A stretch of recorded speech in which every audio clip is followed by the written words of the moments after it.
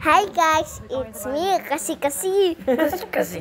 So yan nga po, bahay nila Tita G na naluma na kasi walang nakatira. So yan po, medyo inanay na din. Every year lang daw kasi siya umuwi. Halimbawa, 2021 uwi siya, 2022 uwi siya, 2023 hanggang ngayon 2024. So yan po ang bahay nila at yan po cabinet, ang kusina at ang dining. Pinakita na din po ang gamit sa kusina. Yan po. At yan po ang first room. Sira na po ang cabinet. At yan po ang mga anik-anik na nasa kwarto. At inaning na po yan. So yan po. At doon naman po tayo sa toilet. So yan po. At dumi na po ng toilet kasi po walang gumagamit. Ayan po ang second room. Wala pa po yung cabinet at inalis po niya ang cover ng bed frame. At yan po, at binuksan muna po ang ilaw para matest. Yan po ang bahay nila sa harapan na madumi na. Kasi po wala pong tumitira at hindi po masyadong nalilinisan at naiingatan. At na-plan po siya na ipagawa ang bubong kasi po tuwing umuulan madami daw po tumutulo na tubig. Ano po po tutulo? So yan po, busy po ang mga panday kasi po todo po sila ng bubong kasi po madami na pong sira. At yan po ang second day, makyat po kami dyan sa bubong ng bahay ng brother ni Tita Jean. At yan po, at may nagpapanday pa din po kasi po inaalis nila ang mga luma. Don't worry po kasi maya-maya po ay pagmemeryandahin na po sila. Yan po, nabutas na po ang kisame dahil po sa ulan. Yan po, nasira na. So yan po, si Tita Jean madami pameryanda kasi madami pera. Sana nga po mas dumami po. At yan po ang kwarto ni Tita Jean na wala pa din pong cabinet. Yan po, kasi lahat po ng cabinet sa bahay nila ay nanay. At yan po ang washroom. At may shower pa nga nalalaman. Yan po ang Christmas tree na inanay na din. At yan po, at nagagawa na po sila doon sa kabilang kusina. Yan po, tinihila ng yero. Kitchen, dining, and ang labas, garahe na walang kotse. Nagpa-plan nga po sila na lagyan. Yan po, at pinakita na naman ako sa tambak ang mga gamit kasi lahat ng cabinet ay inanay, kailangan ng linisin lahat. Yan ang CR. Yan pong CR ay parang madumi pa ang tubig. At yan po ang kwarto na ipinakita ko kanina. Di pala ako. Ang galing nga po ng mga panday, kainitan pero nagpapanday.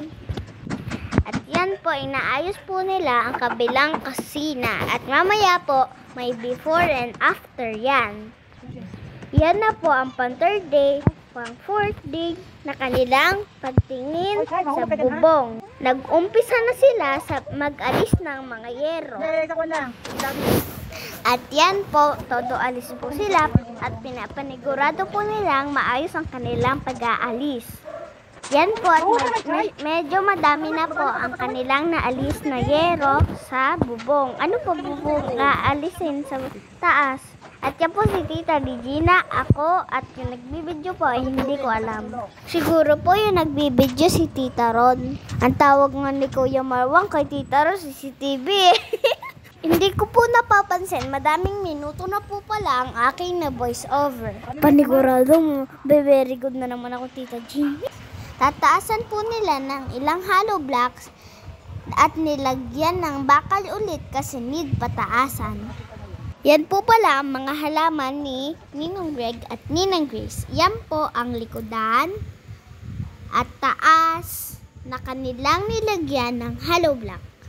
Sabi po Tito G ko nalagyan na, hindi pa naman daw. At mamaya po, tignan po natin kung ano ang after. Hintay lang po kayo dyan. At medyo nagkalat na po ang mga yero na kanilang inalis kasi madami na po ang kanilang natanggal. Waiting. Hindi lang kayo nag-iintay, kami din. Ayan po, i-flex lang din namin yung taas nila Ninong Greg. Tsaka po medyo delikado dyan kasi po walang harang at madulas pagbasang-basa.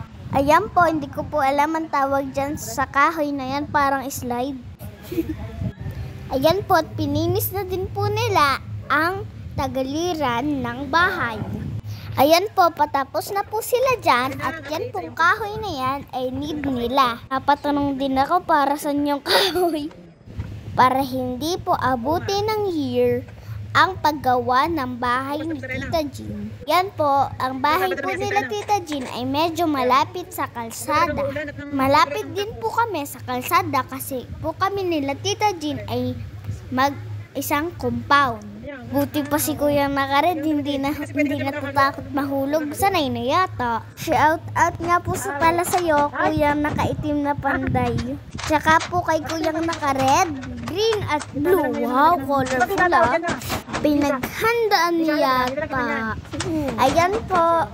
At patapos na po dyan, wait. So, ang house nga po pala niyan ay magkakatabi po si Tita Regina, si Tita Jean, si Ninong Greg, si Tita Min. At kapitbahay po pala namin si Tita Min. At yan po ang harapan ni Tita Jean. Yan po. Hindi pa po yan tapos pero ang ganda po ng final look. Yan po, medyo po makulimlim. So yan po, sino kaya yung nakapayong na yun? Ayan po ang bahay nila Tita Jean. Umuulan po yata dyan. Kaya ingat po kayo pag umuulan na may kulog at kidlat. Ingat. Ulan di man ambon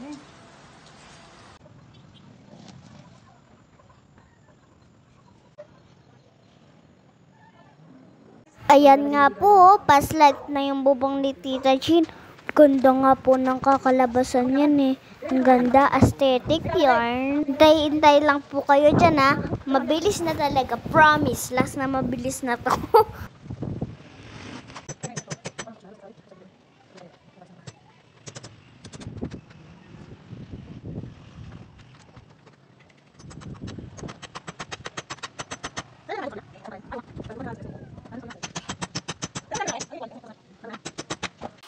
Maya kita kayong daliri. Kanino kaya yun?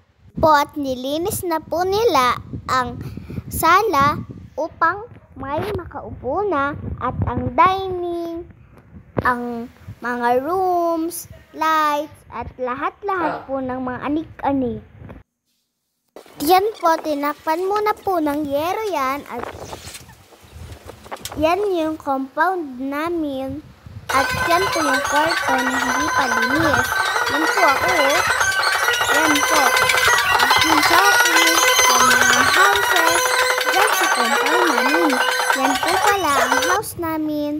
Yan. At yan po ang kanilang plan upang, at yan po pala ang kanilang design upang mapagawa ang house. Hindi po matutuloy ang house kung walang plano. Hindi po dapat paggagawa nun, dapat po may plano muna bago gawa. Yan o nga po pala po, design po yan ni Tito Kenneth. Ang ganda nga po niya mag-design eh. Yan, puro nakatakip pa.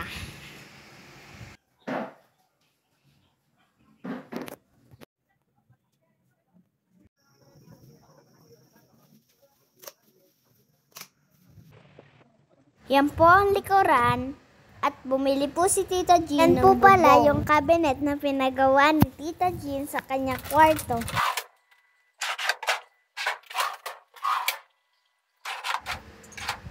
Yan po ang kama ni Tita Jean at pinalinis niya na po.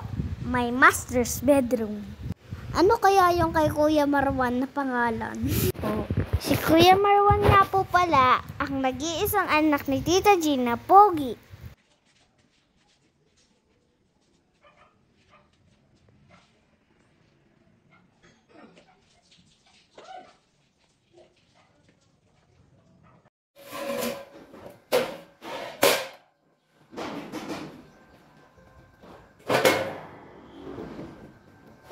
At yan nga po pala ang bibong bata namin na si Elise. Malaki na nga po pala siya. Late nga lang po in-upload. Yan, at masayaw-sayaw si Elise dyan. Ang galing nga po, ang tikas ng tuhod. Yan po pala si Ate Edna na tagapaalaga ni Elise. She's Gabriel Elise Kerubin Badillo and she's 2 years old. At balik na tayo sa bahay. At finish na po yung bubong. Yung house na lang po ang kulang. Walang naputulo pag umuulan. Yan, dami naman nagpaplano. Kitang-kita si Tita Rina. At saka si Tita Ray, Tita Regina at mga nagpapanday. At yan pong bubong na yan ay maganda. Puti ko green ang napili. Ang ganda talaga mag-design ni Tito Kenneth. At may tao pa nga sa taas ng bahay ni Ninong Greg. Din talaga kulit.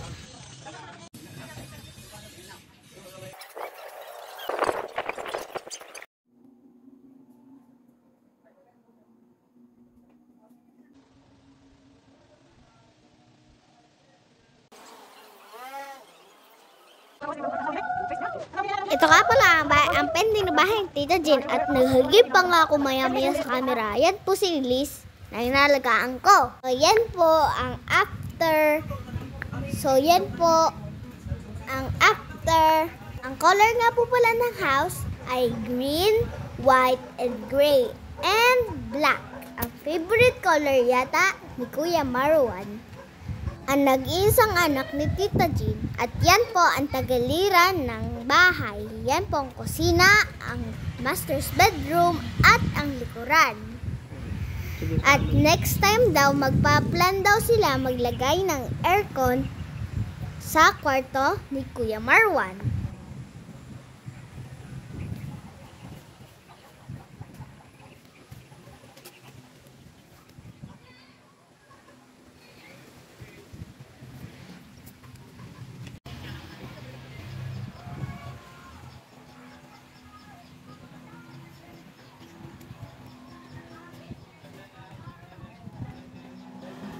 So, yan nga po pala ang Marwan's room. Blue na blue, boy na boy. Ay! Ito nga po pala ang bahay nila Tita Jean sa gabi. Ito yung video na ko kinuhanan. Po yung mga cabinet ay gawa ni Tito Kenken. Yan po, gawa po niya ang mga cabinet na nasa bahay. All is that is planned to Tito Kenken. Ito din yung after ng toilet at ng room ni Tita Jean and room ni Kuya Marwan. Bye-bye!